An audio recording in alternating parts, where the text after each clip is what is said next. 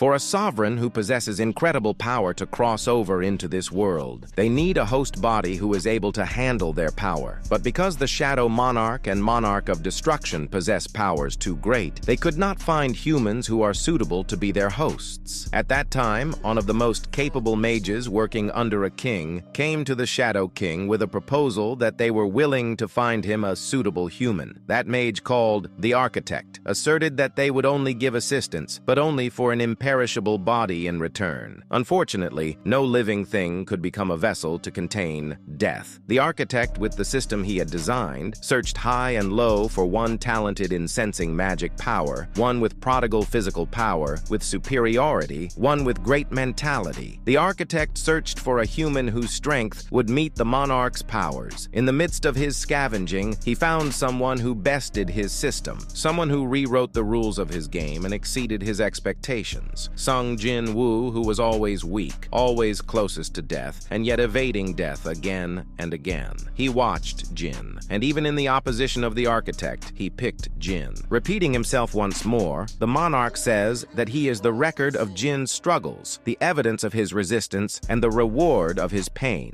Jin says that even though he exceeded the Architect's expectations, he must not have been enough to be able to handle the Monarch's power, which is why the Architect used object of human skill and human preference to adjust to his strength. By using games and recreation to fuel Jin's amusement, the Architect's system, which used the Monarch's power, transformed Jin's body, level by level, to match his own.